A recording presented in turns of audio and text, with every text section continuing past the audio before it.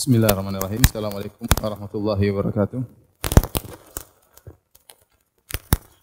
Alhamdulillahi ala ihsanih wa syukru lahu ala taufiqihi wa amtinanih. Asyhadu an la ilaha illallah wahdahu la syarika lahu ta'ziman li sya'nih. Wa asyhadu anna Muhammadan abduhu wa rasuluhu da'ila ridwanih. Allahumma salli alaihi wa ala alihi wa ashabihi wa ikhwanih. Hadirin dan hadirat yang dirahmati oleh Allah Subhanahu wa taala. Penutusan kita dari kitab Al-Aqidah Al-Wasithiyah karya Syekhul Islam Ibn Taimiyah rahimahullahu taala. Kita lanjutkan, beliau berkata tentang i'tiqad ahli sunnah wal jamaah, wa huwa al-imanu billahi wa malaikatihi wa kutubihi wa rusulihi wal ba'tsi ba'dal maut wal imanu bil qadari khairihi wa syarrihi. Di awal penjelasan tentang akidah al-wasithiyah, maka beliau menjelaskan tentang rukun iman. Beliau, akidah al-sunnah wal jamaah, wa huwa al-imanu billahi wa malaikatihi wa kutubihi wa rusulihi wal iman wal ba'tsi ba'dal maut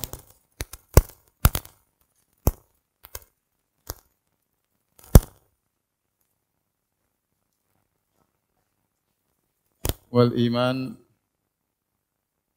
bil qadari khairihi wa syarrihi. Yang artinya akidah Ahlussunnah wal Jamaah adalah iman kepada Allah, iman kepada Allah,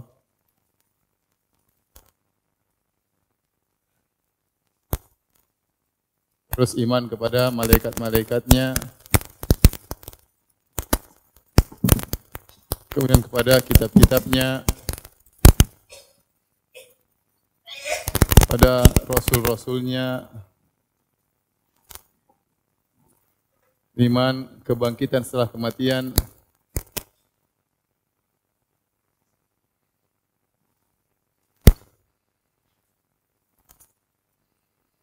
kemudian iman pada takdir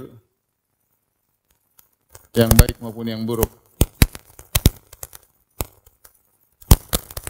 Nah, akidah Ahlussunnah berputar pada 6 perkara ini.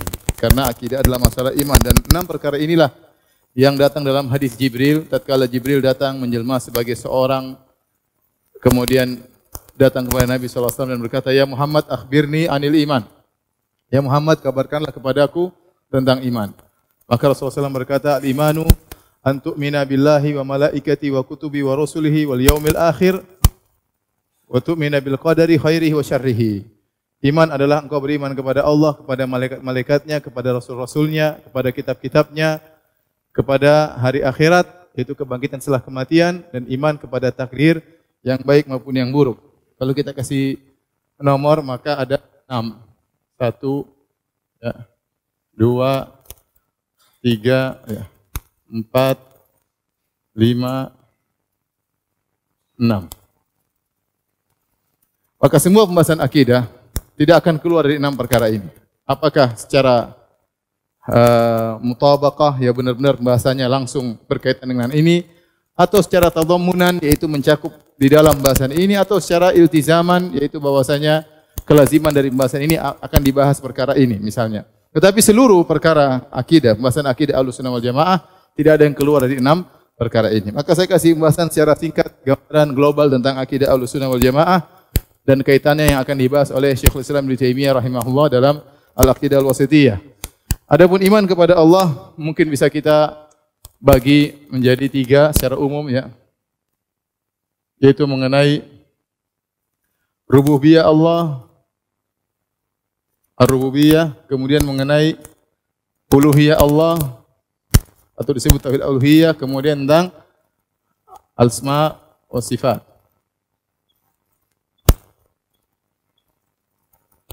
Kemudian mengenai malaikat-malaikat bisa kita bagi mungkin menjadi 2, iman secara al-iman al-mujmal, kemudian al-iman at-tafsili. Ini maksudnya iman global, secara global, beriman secara global. Kemudian secara terperinci global seperti bahwasanya malaikat itu ada, mereka punya tugas-tugas yang Allah tugaskan kepada mereka tentang sifat-sifat mereka, malaikat tersebut. Secara terperinci masing-masing malaikat. Malaikat ini tugasnya apa, malaikat tugasnya apa, malaikat tugasnya apa. Itu namanya iman tentang malaikat. Insyaallah kalau kesempatan kita akan bahas secara lebih detail. Pada kitab-kitabnya maka yaitu seperti apa? Al-Qur'an, kemudian apa? Taurat, Injil, dan lain-lain, ya. Dan lain-lain ila akhirih seperti Suhuf Ibrahim wa Musa, kemudian Zabur dan lain-lain, ya. Dan secara spesifik kita akan bahas tentang Al-Qur'an nanti insyaallah taala. Rasul-rasulnya maka demikian juga pembahasannya juga terbagi menjadi dua kata para ulama, yaitu secara global dan terperinci sesuai dengan yang datang kepada kita, misalnya 25 nabi dan rasul, ya, masing-masing perlu dibahas, ya. Iman secara global bahwasanya para nabi tersebut utusan Allah Subhanahu wa taala dan kita harus tunduk kepada setiap perkataannya dan perintahnya karena dia adalah perwakilan dari Sang Pencipta Allah Subhanahu wa taala. Adapun bahasan tentang al-yaumul akhir atau al-ba'tsu ba'dal maut, maka para ulama bagi menjadi tiga.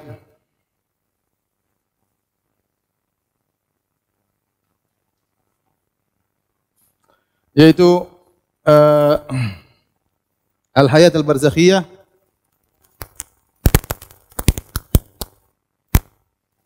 atau bahasa Indonesianya alam apa? Alam barzakh. Biasanya sebagian ulama menambahkan sebelumnya dibahas juga masalah halatul ihtidar, yaitu tatkala sakaratul maut.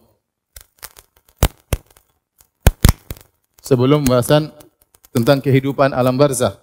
Setelah itu minal mahsyar ila qabla al-jannah wan nar. Bahasan berikutnya yaitu dari sejak padang mahsyar hingga sebelum surga dan neraka.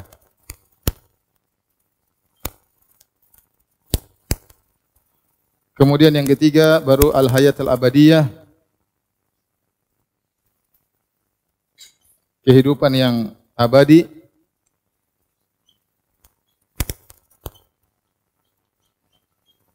Abadi yaitu apakah surga atau neraka? Surga atau neraka. Antara mahsyar sampai sebelum surga dan neraka bahasan panjang. Masalah di padang mahsyar, masalah hisab, masalah mizan, masalah sirat, masalah qantarah, ini semua dibahas dalam al-iman bil yaumil akhir. Tapi poin pembahasannya adalah ini. Kemudian masalah takdir nanti akan dibahas tentang maratibul qadar atau maratibul iman bil qadar, tentang ya maratibul iman bil qadar atau tingkatan-tingkatan atau 4 tingkatan beriman kepada takdir. Kemudian bahas tentang firqah-firqah yang menyimpang dari pembahasan ini. Ini kira-kira gambaran global tentang akidah Ahlussunnah wal Jamaah yang akan kita perinci ke depannya insyaallah taala kalau memang kita masih hidup, ya, untuk bisa membahas masalah-masalah ini agar kita bisa bertemu dengan Allah dengan akidah yang benar, ya. Baik, adapun yang dibahas oleh Syekhul Islam Ibnu Taimiyah dalam akidah wasithiyah, ya.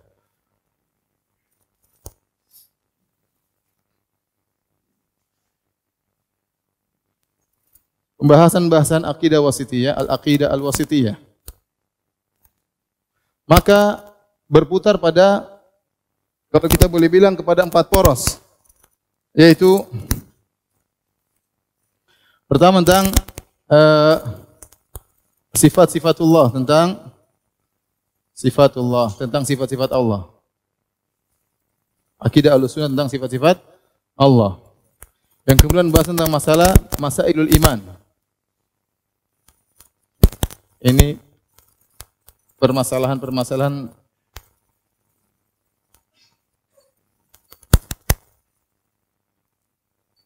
tentang iman. Yang di sini ada dibahas tentang Khawarij, kemudian Mu'tazilah, kemudian Murji'ah. Ya, kemudian pembahasan pokok juga tentang as-sahabah, tentang sahabat Nabi sallallahu alaihi wasallam. Kemudian yang terakhir tentang al-akhlak, usulul akhlak.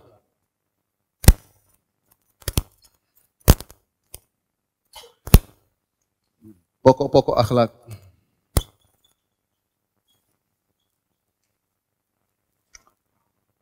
Ada satu lagi, saya lupa, berarti ada sekitar 5. Ada al-iman bil yaumil akhir, ya. Al-iman bil yaumil akhir. Ada 5 poin ya kira-kira. Inilah tentang sahabat ya. Jadi sebenarnya Syekh Islam Ibnu Taimiyah rahimahullahu taala tidak sedang membahas semua masalah akidah. Buktinya masalah iman kepada Allah saja beliau tidak membahas rububiyah dan tidak membahas apa uluhiyah. Yang dibahas adalah tentang apa asma wa sifat saja. Kemudian beliau nanti membahas tentang rinci tentang Al-Qur'an. Bagaimana akidah Ahlussunnah wal Jamaah tentang Al-Qur'an. Tentang Al-Qur'an. Al-Qur'an kalamullah di antaranya.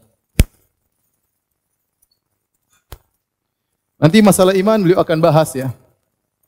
Permasalahan iman berkaitan dengan makna al-iman, makna iman. Maka ini oleh Syekh Islam Taimiyah tentang masul iman. Iman bil yaumil akhir maka masuk daripada al-iman al-ba'tsu ba'dal maut. Sahabat ya ini berkaitan dengan masalah kutub, bahwasanya Al-Qur'an ini diturunkan oleh Allah Subhanahu wa taala dan yang menukilkan kepada kita adalah para sahabat. Seperti waktu kita bahas, waktu kita membantah Syiah, bahwasanya sahabat harus mulia. Kalau sahabat tidak mulia, maka Al-Quran buyar semuanya. Karena yang menukilkan Al-Quran dari Nabi kepada kita adalah para sahabat. Maka pembahasan sahabat ini perlu untuk bantah Rafidhah. Kemudian usul akhlak ini adalah kelaziman daripada keimanan. Bahwasanya orang yang beriman tentang hari akhirat, bahwasanya harusnya akhlaknya baik. Dan ini di Syekh Islam Taimiyah menutup risalah Al-Aqidah Wasithiyah dengan masalah usulul akhlak. Inilah kira-kira pokok pembahasan dari Aqidah Wasithiyah. Sudah selesai? Sudah selesai Aqidah Wasithiyah. Baik. Hadirin dan hadirat Allah Subhanahu wa taala. Kenapa Syekhul Islam Ibnu Taimiyah tidak membahas seluruhnya? Saya baca lagi matanya kembali, saya baca 2 kali ya. Saya tengok lagi 3 kali. Kelihatannya Syekhul Islam Ibnu Taimiyah sedang menuju perkara-perkara yang memang di situ permasalahan khilaf kuat. Maka dia akan membahas masalah-masalah yang di situ ada penyelisihan. Ya, adapun perkara misalnya kematian, hal-hal banyak yang dia tidak bahas karena itu kebanyakan tidak ada khilaf atau khilafnya sempit atau khilafnya kurang. Tetapi beliau masuk dalam hal-hal yang memang di situ khilafnya sangat kuat, seperti masalah sifat Allah akan bahas menyelisihi Jahmiyah, menyelisihi Asy'ariyah, menyelisihi Mu'tazilah, menyelisihi Maturidiyah, maka beliau bahas secara detail. Masul iman akan bahas menyelisihi Khawarij, menyelisihi Mu'tazilah, menyelisihi Murji'ah, maka beliau bahas. Kemudian al-iman bil yaumil akhir beliau tidak begitu panjang lebar ya. Sahabat menyelisihi Rafidhah, menyelisihi Khawarij ya. Usul akhlak ya menyelisihi Ahlussunnah yang akhlaknya bahlul ya.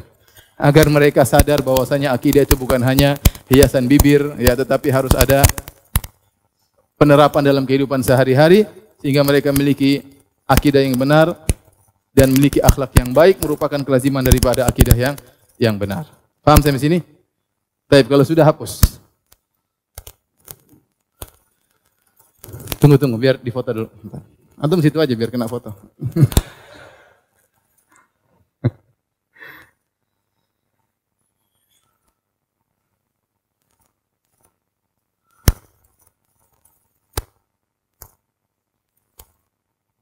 Tunggu belum.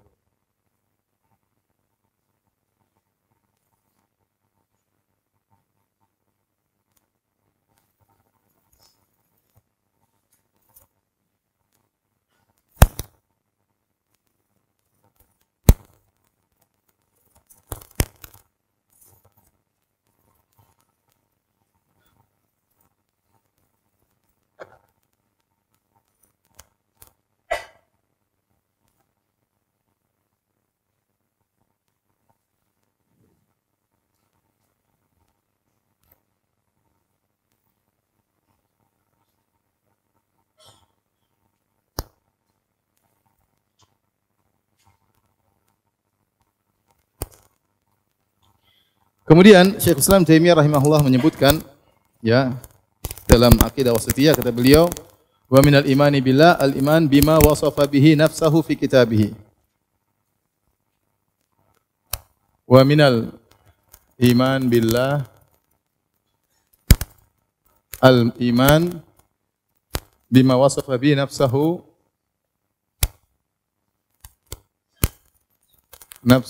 fi kitabih. Wa wasafahu bihi rasuluhu Muhammadun sallallahu alaihi wasallam.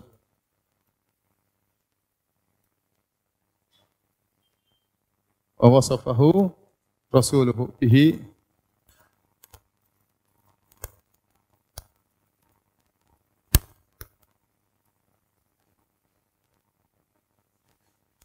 min ghairi tahrifin wala ta'til, min ghairi tahrifin wala ta'til wa min ghairi takyifin wala tamtsil.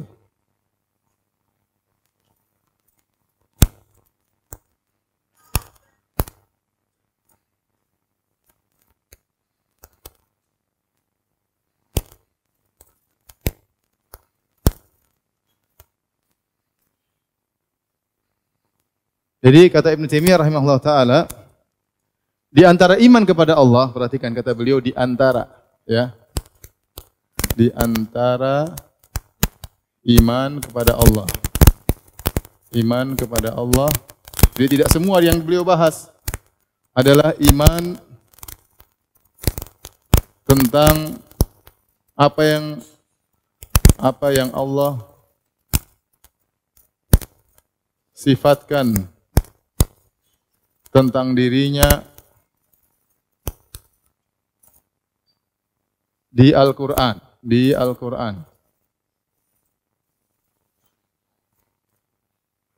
dan yang apa yang disifati oleh Rasulnya dan yang disifati oleh Rasulnya Muhammad sallallahu alaihi wasallam, ya, di sunnah-sunnah Nabi sallallahu alaihi wasallam tanpa tahrif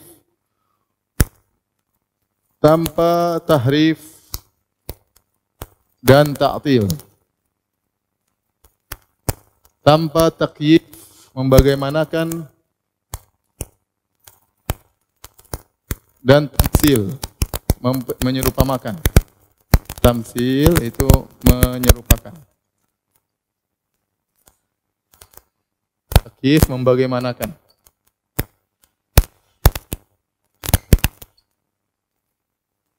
Ta'til menolak.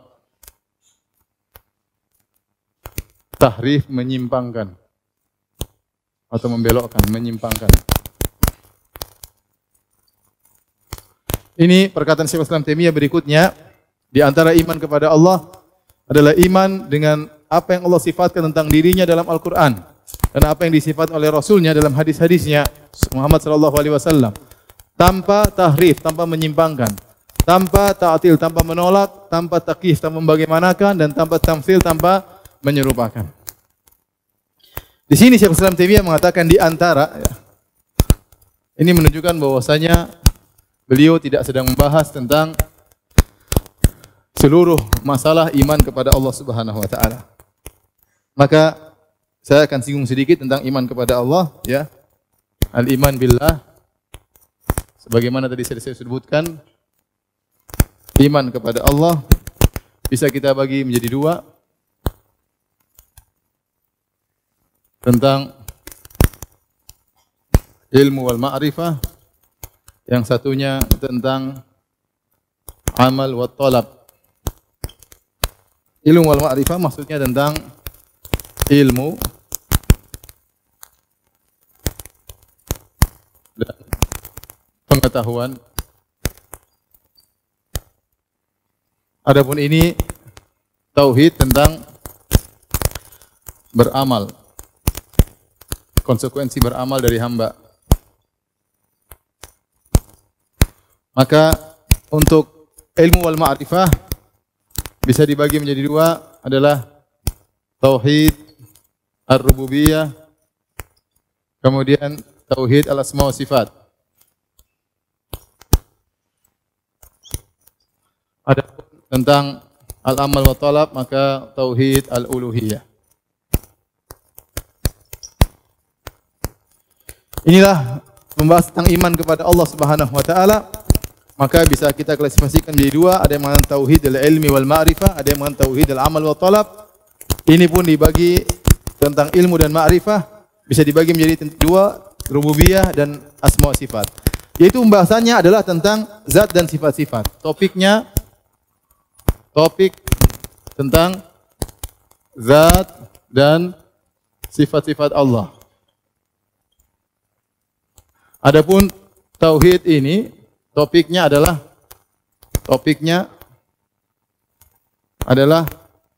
ibadah hamba kepada Allah.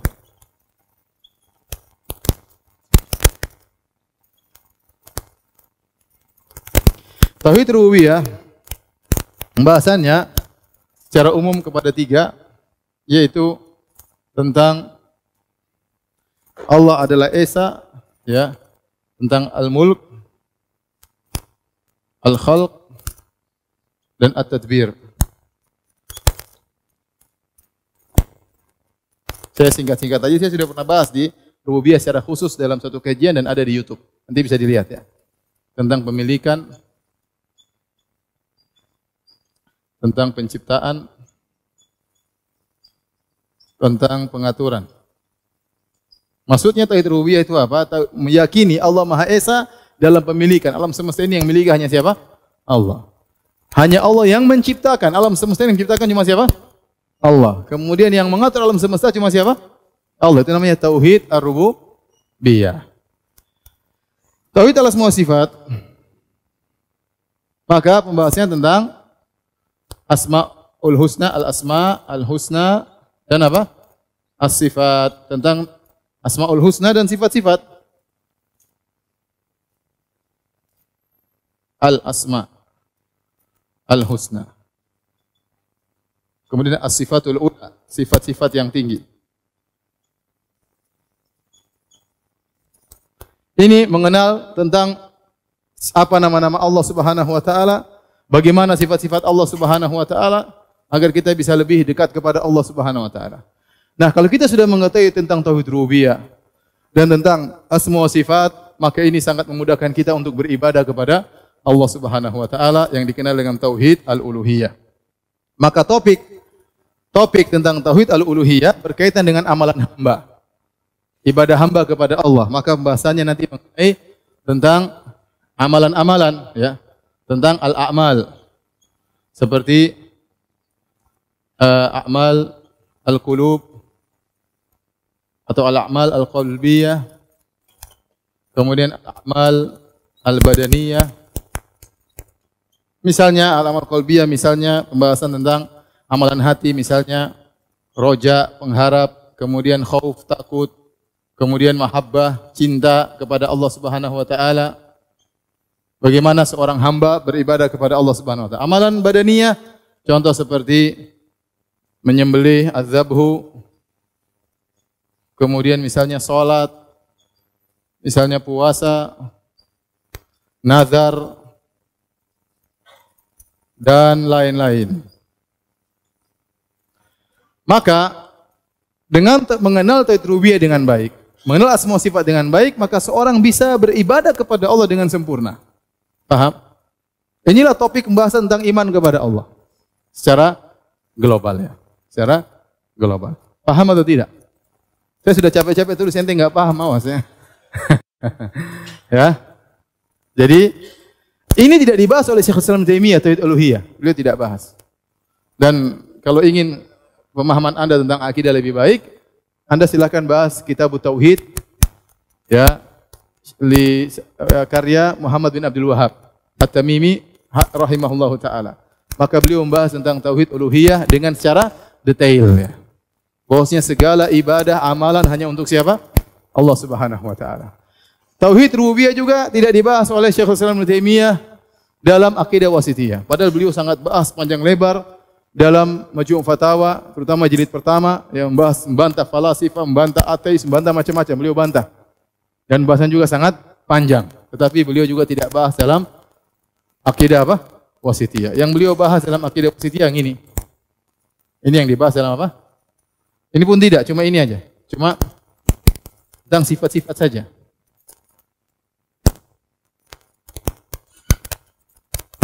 Yang beliau bahas cuma ini. Ini yang dibahas di Al-Aqidah Wasithiyah.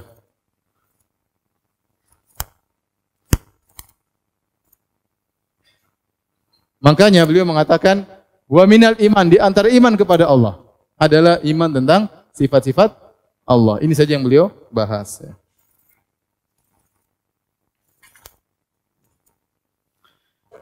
Tauhid rububiyah saya sudah bahas 2 pertemuan di Masjid Mu'adz bin Jabal di Bekasi, dan videonya ada di YouTube untuk bisa lihat, dan sudah juga saya bikin tulisannya. Suatu saat insyaallah mudah-mudahan bisa saya cetak.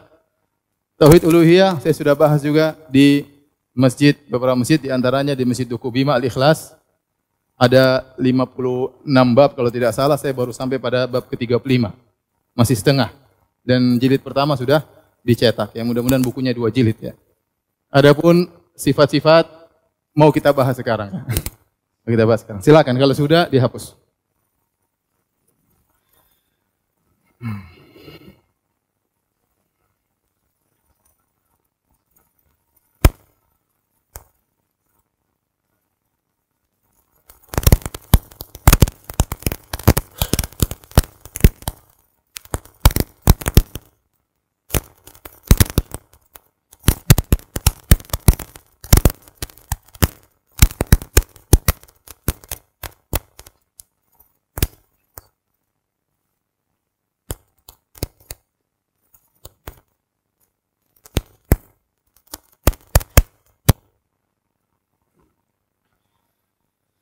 Baik, sekarang kita akan bahas tentang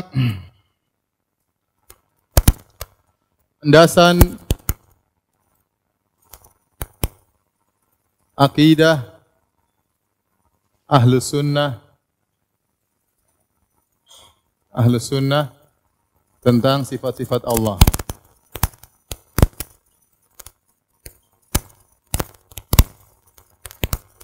Maka Ahlus Sunnah wal Jamaah dalam masalah sifat-sifat Allah ada beberapa atau 3 poin ya. Yang pertama,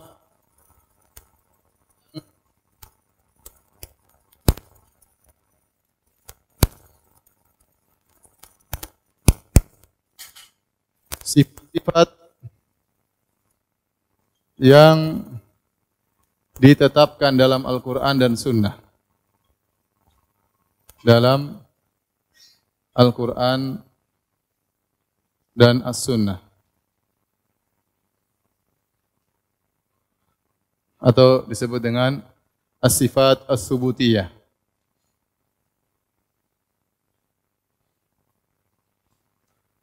Kemudian sifat-sifat yang ditolak.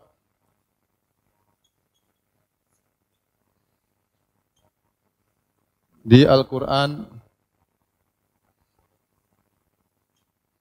dan As-Sunnah, atau disebut dengan As-Sifat Al-Manfiyah.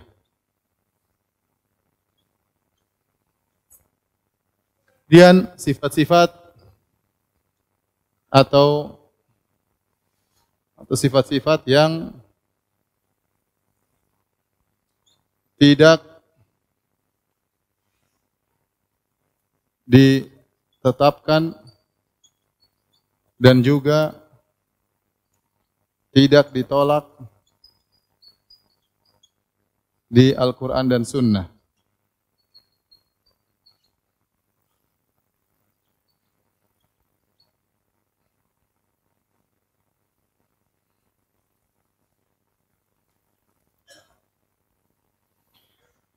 Bagaimana kita mensikapi 3 model sifat-sifat ini? Sederhana, kalau ada sifat-sifat ditetapkan dalam Al-Quran dan Sunnah, maka ditetapkan. Sebagaimana perkataan Ibnu Taimiyah rahimahullah ta'ala tentang akidah Ahlussunnah wal Jamaah, mudah. Al-imanu bima wasafa bihi nafsahu fi kitabih. Beriman kepada Allah tentang apa yang Allah tetapkan tentang sifat-sifatnya dalam Al-Quran. Wa bima wasafa bihi rasuluhu Muhammadun sallallahu alaihi wasallam. Dan menetapkan apa yang ditetapkan oleh Rasulnya dalam hadis-hadis. Min ghairi takyifin, min ghairi tahrifin wala ta'til, tanpa ditahrif, tanpa dita'til, min ghairi takyifin wala tamsil, tanpa takyif, tanpa tamsil, ya. Maka asasnya untuk masalah ini bisa kita bagi 2. Yang pertama adalah qat'u at-tama'.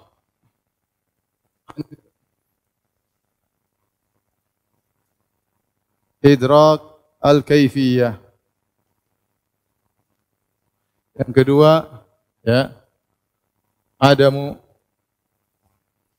Yang pertama, untuk menjelaskan tentang sifat-sifat yang Allah tetapkan dalam Al-Quran atau Sunnah, maka dua metode yang kita tempuh. Yang pertama, memutuskan harapan untuk mengetahui hakikat bagaimananya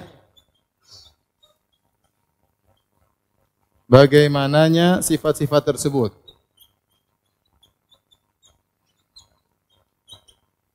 Yang kedua, adamu at-tahrif, ta'til, takyif, tamsil. Nanti ini kita bahas belakangan. Nah, untuk bisa itu tidak, ya, tidak menyimpangkan, tidak menolak, membagaimanakan,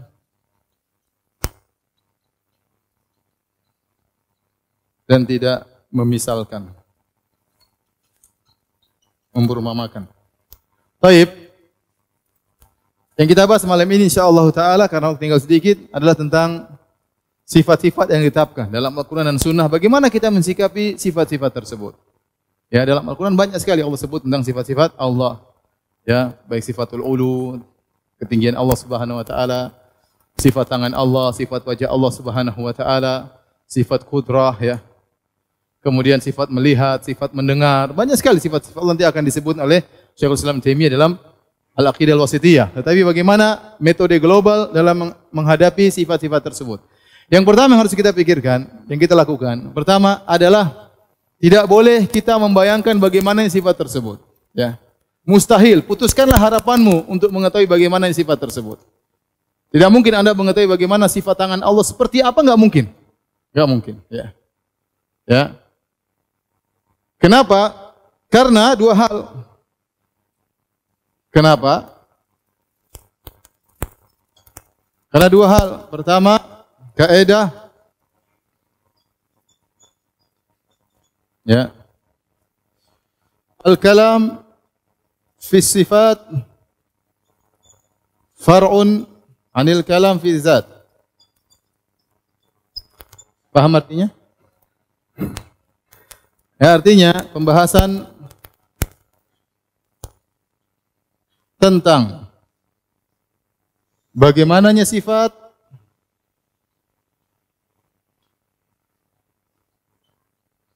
adalah cabang dari pembahasan tentang bagaimananya zat.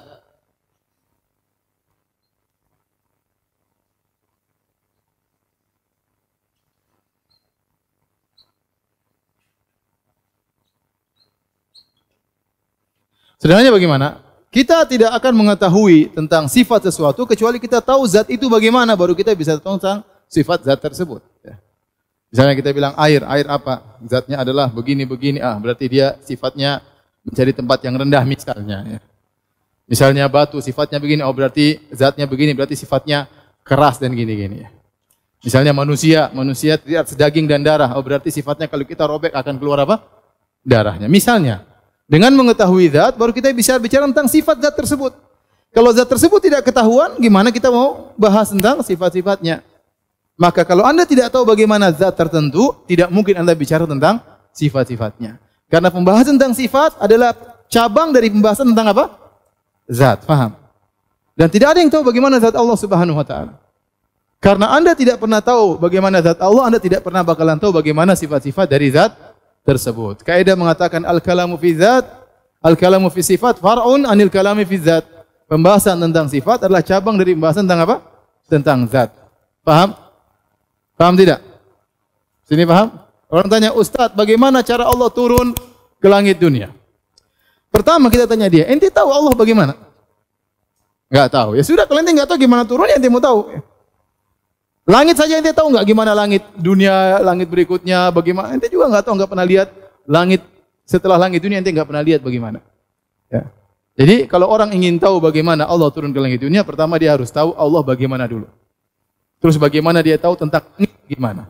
Kemudian dia harus tahu ketiga keterkaitan antara zat Allah dengan langit bagaimana. Baru dia bisa bicara Allah turun ke langit dunia seperti apa. Paham? Kalau dia tidak tahu, enggak usah ngomong. Paham? Jangan dia menghayal. Kalau dia menghayal pasti salah.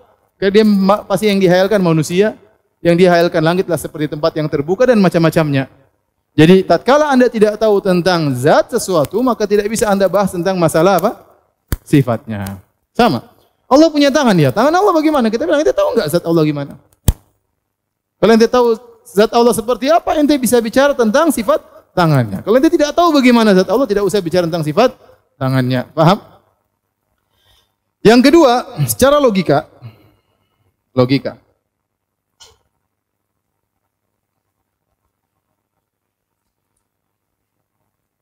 Sesuatu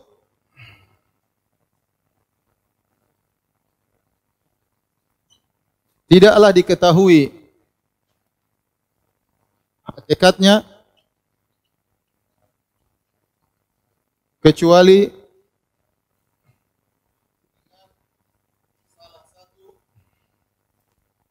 dari tiga perkara.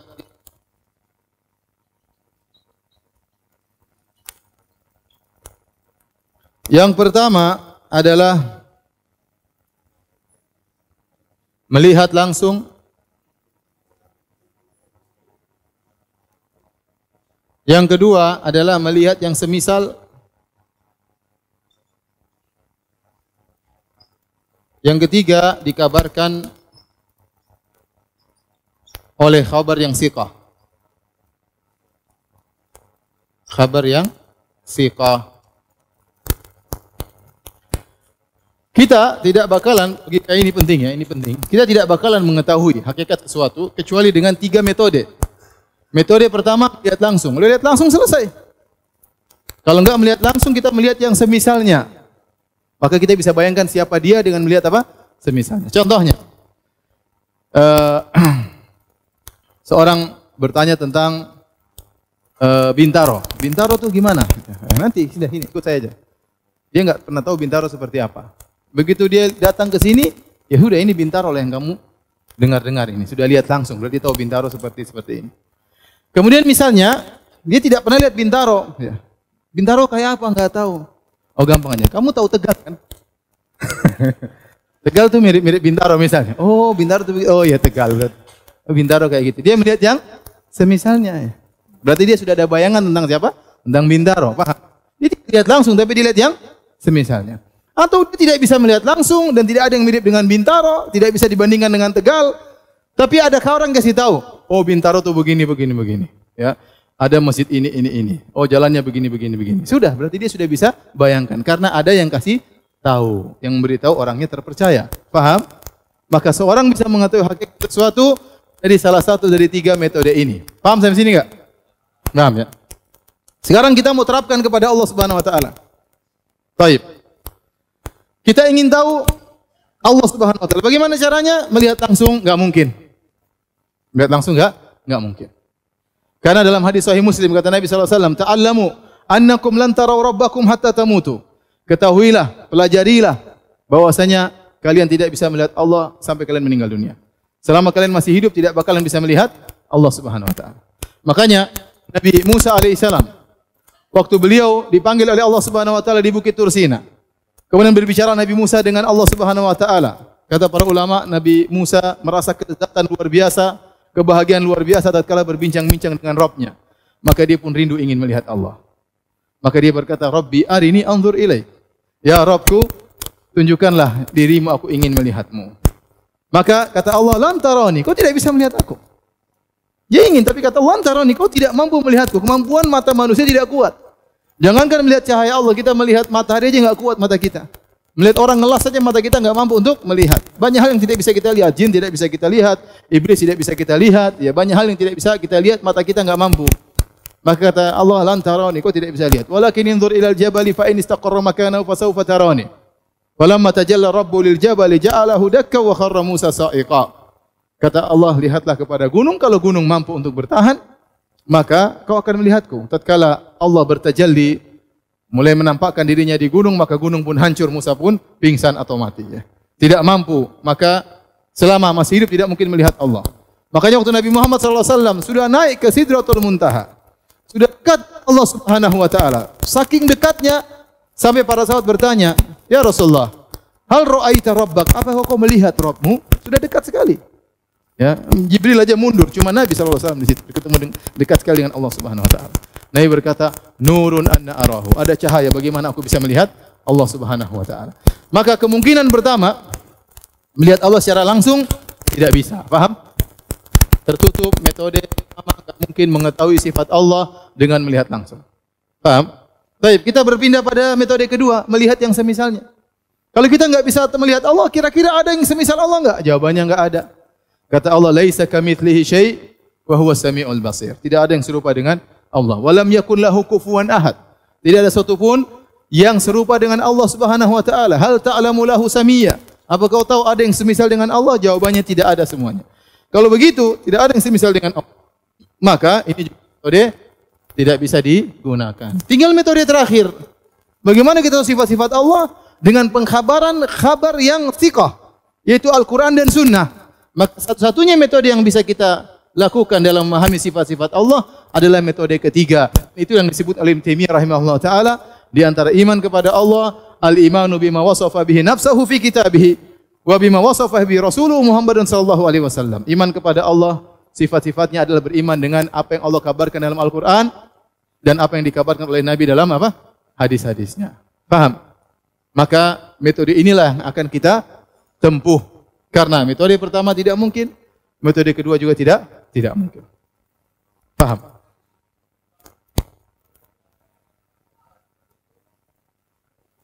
Alatnya belum dibikin. Alatnya belum dibikin, malaikat juga belum bikin alatnya. Allah belum kasih ke malaikat. Jadi alatnya belum ada. Ya, alatnya belum ada. Nanti kalau mati bisa lihat Allah insyaallah. Enggak usah pakai alat. Insyaallah ya. Ya, jadi inilah satu-satunya metode untuk bisa mengetahui sifat-sifat Allah. Kemudian para hadirin Allah Subhanahu wa taala. Berikutnya, kenapa kita tidak mungkin menghayalkan sifat-sifat Allah? Ya. Kita tambah satu lagi. Ya. Karena daya hayal manusia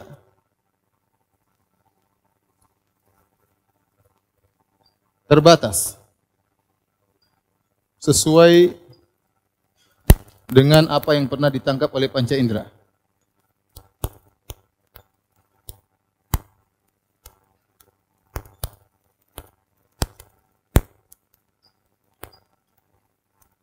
Ya akhi, kita hanya bisa berhayal sesuai dengan apa yang pernah ditangkap oleh indera kita.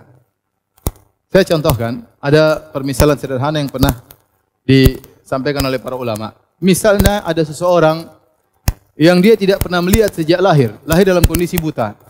Tiba-tiba kemudian dia dibuat matanya bisa melihat dalam waktu 1 detik. Tiba-tiba matanya melek bisa lihat dan dalam 1 detik tersebut dia hanya melihat seekor ayam jago. Kemudian dia buta kembali. Yang pernah ditangkap oleh indera matanya adalah apa? Ayam jago. Maka kalau diceritakan kepada dia, ya akhi, ada namanya gajah, binatang begini. Maka dia tidak bisa menghayal gajah seperti apa. Kenapa? Karena data yang masuk cuma data ayam jago, paham? Yang bisa dia olah cuma data ayam jago. Maka dia akan bertanya, gajah dibandingkan ayam jago bagaimana? Maka orang itu menjelaskan, gajah itu seperti ayam jago, cuma gembrot besar, misalnya. Ya dia tidak bisa mikir kecuali ayam jago. Sampai nanti orang itu cerita sama dia, ya akhi, ada namanya cewek. Kata dia, cewek dibandingkan ayam jago bagaimana? Ya itu seperti ayam jago, cuma panjang rambutnya, misalnya. Dia tidak punya data kecuali ayam apa? Ayam jago. Karena manusia tidak bisa menghayal kecuali dengan apa yang pernah dia tangkap, seperti itu. Makanya, dan itu pernah terjadi, ada sebagian ulama sempat dia melihat lampu di Arab sana, lampu di rumah, lampu-lampu kecil atau lampu minyak tanah atau yang lainnya. Kemudian setelah itu dia buta. Kemudian muncullah hal-hal yang baru seperti mobil dan yang lainnya. Kalau dicerita tentang lampu mobil, dia bertanya, bagaimana lampu mobil dibandingkan dengan lampu yang pernah saya lihat? Kenapa? Karena daya hayalnya cuma pada apa? Tidak pernah dilihat. Makanya saya tantang, bisakah kita menghayal tentang tampannya Nabi Yusuf? Enggak mungkin. Enggak mungkin kita bisa menghayal. Kenapa? Yang bisa kita hayalkan lelaki tertampan yang pernah kita lihat. Bagaimana bisa menghayalkan seorang yang super tampan yang kata Nabi SAW, "U'tiya syatral jamal." Yusuf alaihissalam diberikan setengah ketampanan. Yang perempuan kalau melihat Nabi Yusuf alaihissalam potong tangannya enggak sadar. Subhanallah. Apalagi kalau kita baca dalam tafsir-tafsir, ada yang begitu lihat Nabi Yusuf langsung haid. Ada yang lihat Nabi Yusuf, ada yang langsung pingsan. Ada yang, ya, itu dalam Israiliyat. Tetapi intinya yang Allah sebut dalam Al-Qur'an, wa qatta'na, mereka potong tangan-tangannya mereka dan mereka tidak sadar. Bagaimana tampannya Nabi Yusuf tidak bakalan bisa Anda hayalkan. Saya suruh Anda enggak usah menghayalkan tentang Allah, hayalkan bidadari. Ente enggak mampu. Ente berhayal-hayal pasti yang keluar istri ente. Wah. Kalau bidadari kayak begini, aduh. Yang kita tidak bisa hayal kecuali wanita tercantik yang pernah kita lihat. Daripada itu otak kita tumpul, enggak mampu. Ente berhayal bidadari enggak bisa, otak enggak mampu. Yang bisa ente hayalkan wanita tercantik yang pernah Anda lihat. Selebih dari itu otak buntu, paham? Maka saya katakan daya hayal kita sangat apa? Terbatas. Ente menghayal Allah enggak mampu. Otak enggak mampu. Ya. Suruh hayal bidadari aja cuma semangat tapi enggak bisa menghayalkannya, ya. Ini semua menunjukkan kita agar kita jangan berharap untuk mengetahui bagaimana zat Allah kecuali nanti hari kiamat baru kita bisa lihat siapa? Allah Subhanahu wa taala. Lebih daripada itu sudah. Kita hanya terbatas pada sifat-sifat yang Allah kabarkan dan Nabi kabarkan tentang sifat-sifatnya. Lebih daripada itu sudah, jangan menghayal. Paham? Silakan azan. Baik, mungkin sampai di sini ada yang bertanya, saya persilakan ya. Silakan tulis di kertas.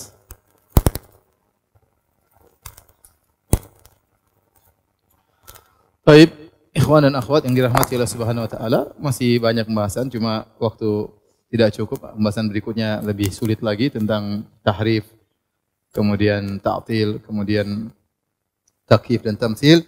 Insyaallah kita tunda Sabtu depan ya.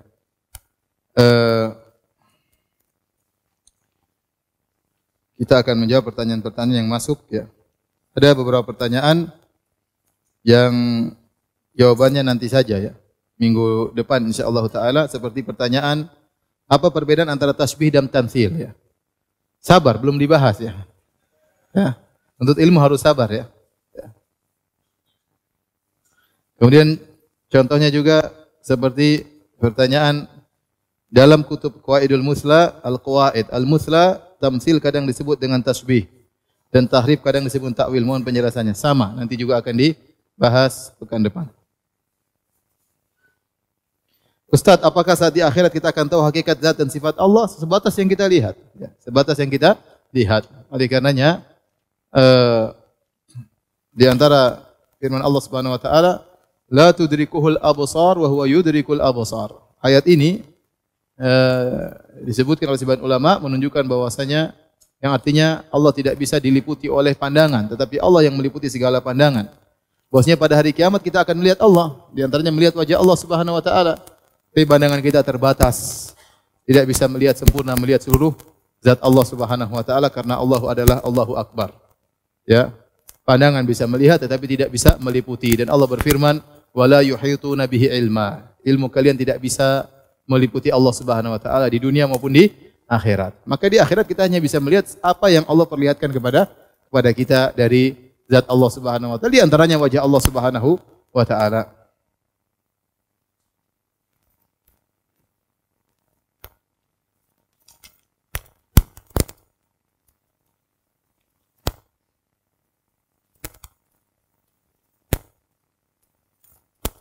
Bagaimana menghadirkan rasa diawasi oleh Allah melalui sifat Allah yang Maha mengawasi? Jujur saya sangat lemah iman dan terkadang menyepelekan bahwa Allah Maha mengawasi.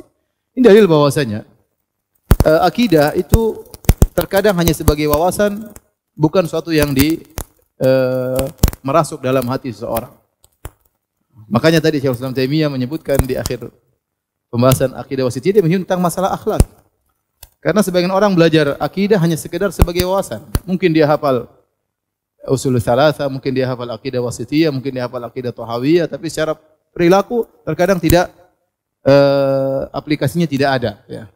Sama, kita banyak di antara kita misalnya sudah tahu bahwasanya riya tidak boleh. Beramal untuk dipuji, untuk disanjung tidak boleh, tapi kita tetap melakukannya. Kita ingin disanjung, kita ingin dipuji. Kenapa? Aku wawasan sudah punya, tapi merasuk ke hati belum. Maka kita masih sering pamer amalan kita. Kita masih sering posting ya amalan-amalan kita agar di-like ya oleh akhwat atau ummahat dan yang lainnya ya. Maka itu menunjukkan kita sudah mengerti tentang riya, bahaya riya, tapi penerapannya tidak kita lakukan. Dan demikian kita sudah tahu sifat-sifat Allah. Allah Maha melihat, Allah Maha mendengar, malaikat mencatat. Kita tahu semuanya. Tapi tidak merasuk dalam jiwa kita. Maka ini perlu pembenahan hati dalam belajar akidah. Kita harus benar-benar berniat kepada Allah, bukan sekedar hanya wawasan. Kita belajar akidah bukan untuk membantah ahlul bidah. Itu tujuan yang keberapa? Pertama adalah untuk kita sendiri, agar kita bisa khusyuk dalam ibadah, agar kita bisa tahu siapa Tuhan kita ini ya. Karena kita disuruh beribadah kepada Tuhan yang tidak kita ketahui, repot. Bagaimana kita merasakan kelezatan ibadah kalau kita tidak tahu siapa yang kita sembah ya. Maka dengan belajar sifat-sifat Allah kita akan tahu bagaimana sifat-sifat Allah yang agung sehingga kita merasakan kelezatan dalam beribadah kepada Allah Subhanahu wa taala. Apakah klaim akidah Asy'ariyah tentang sifat merupakan akidah mayoritas kaum muslimin benar adanya? Secara klaim mereka mengklaim, tapi kenyataannya tidak. Banyak orang-orang kaum muslimin akidahnya Ahlussunnah meskipun mungkin dia mengaku Asy'ariyah. Saya sering sampaikan, ya. Bukankah kaum muslimin secara umum mengatakan Al-Quran adalah firman Allah? Tanya semua orang di Indonesia, pasti Al-Quran firman Allah. Padahal akidah Asy'ariyah, Al-Quran ini bukan firman Allah. Sebagaimana kita pernah bahas pada kemarin. Al-Quran ini adalah ibarat dari firman Allah. Yang bikin ibarat ini bisa jadi Jibril, bisa jadi siapa? Muhammad, tetapi dia bukan firman Allah karena Allah tidak boleh bicara dengan bahasa. Menurut akidah Asy'ariyah.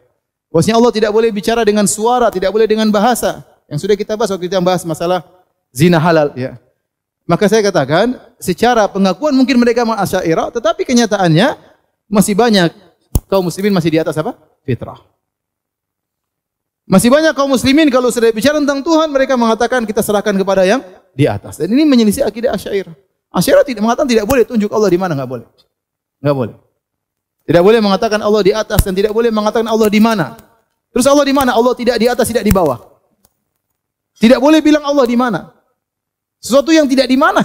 Terus gimana maksudnya? Ya. Tidak ada kemudian seorang muslim mengatakan kita serahkan kepada yang tidak di atas dan tidak di bawah. Anda sehat? Pasti ada yang nanya gitu. Anda sehat? Tidak ada yang bilang begitu. Tidak ada yang pernah mengatakan kita serahkan kepada yang di mana-mana. Enggak ada. Jadi mengatakan masalah takdir ini orang kalau yang di atas sudah menggariskan mau diapakan. Ini perkataan orang awam. Tidak ada yang mengatakan kalau yang di mana-mana telah menggariskan. Anda waras. Jadi maksud saya, boleh mereka mengklaim demikian, tapi saya katakan alhamdulillah, kebanyakan kaum muslim masih di atas apa? Fitrah, masih di atas fitrah. Betapa banyak kaum muslim mengatakan Allah masih sayang kepada kita. Aku cinta kepada Allah. Asy'ariyah enggak boleh ngomong gitu. Enggak bilang Allah cinta, enggak boleh bilang Allah dicintai, enggak boleh. Secara mereka nanti kalau bikin kaidah dalam buku akidah mereka, mereka tidak boleh. Tapi kenyataan masyarakat tidak bisa terima itu secara apa? Fitrah.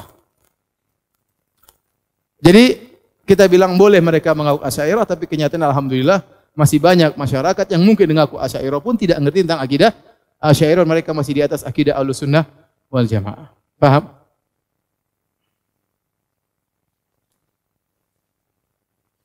Tapi nanti insyaallah masalah syubhat-syubhat lambat laun insyaallah kita bahas satu persatu, sabar, jangan buru-buru ya. Namanya belajar harus apa?